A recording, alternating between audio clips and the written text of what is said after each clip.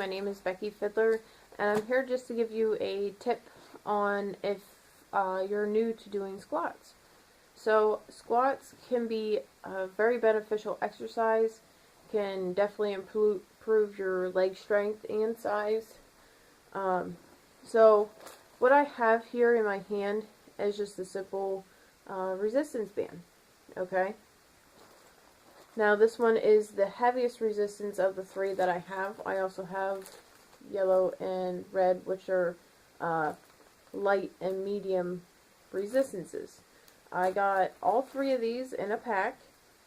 Okay, you can get those at Walmart. I think they were like $10, and they even come with a little workout chart inside the box. So these are very handy because you can pretty much use them for any exercise. Mainly if you want to get stronger, you'd obviously use a heavier resistance. If you're working for endurance, you want to use one of the lighter resistances, depending on how strong you are. Now, the reason why I'm going to be using the heavy resistance one is because I'm trying to train my legs to stay in line with my hips and not pull inwards or outwards whenever I go down into a squat. So the reason why I chose the heavy one is because the lighter one, would just stretch. Okay, it's going to stretch very easy, and you're not going to really realize that you're actually doing it until it's too late, if you do realize it.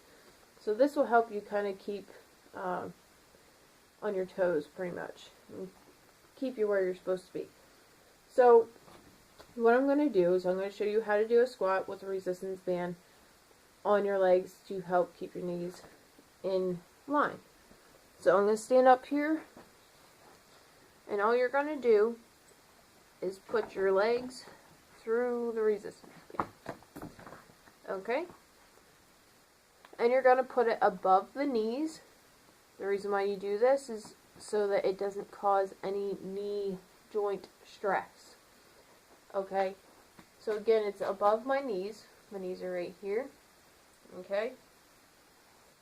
Again, you want to keep proper form on your squat. Okay? So we're looking about feet hip width apart. If this band is too long, you can pull it tight and tie it. Okay? And it's not going to matter, just as long as it's right here. And if you're too uncomfortable with how tiny this side is and how big this side is, you can rotate that knot to be in the middle, in the front, or in the back. But that's up to you. But this band seems to be about the right size, so I'm going to just let it go. Okay, I don't want to have too much tension on it that it pulls my knees inward. Okay, but just enough that it's not going to let me pull them outwards. Okay, and the trick is to this: if your knees come in, the band will fall, in theory.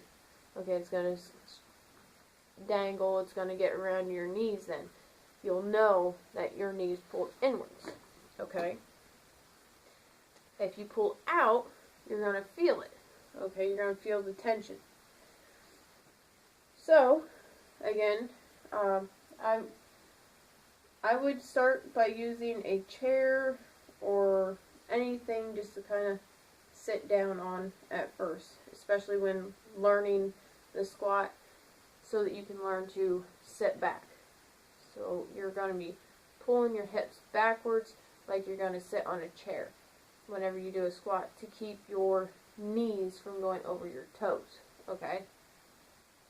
So again, you're going to start standing, feet hip width apart, and all you're going to do is you're going to take a seat. Okay? Up, and then down. Okay? And you can see that my band isn't changing in width at all.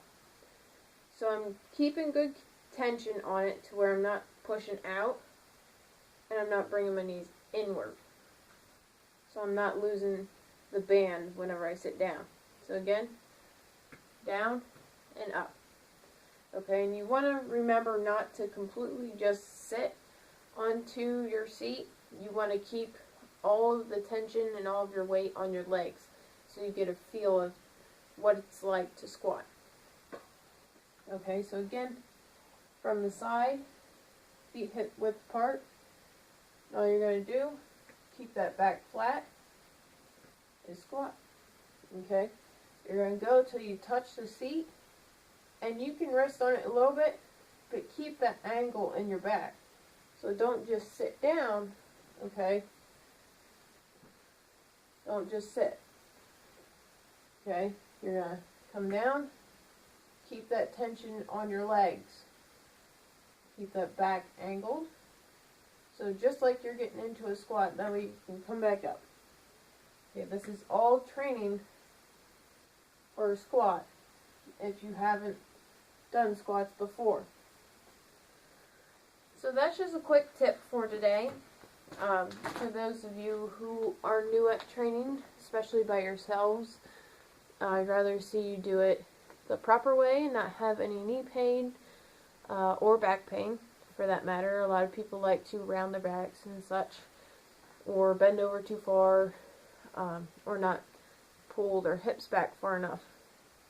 So, again, these are very handy because they are used for many exercises. So, get yourself a pair. Again, they're only $10, and you can get things like a jump rope for, I think I got my jump rope for $2 from Walmart.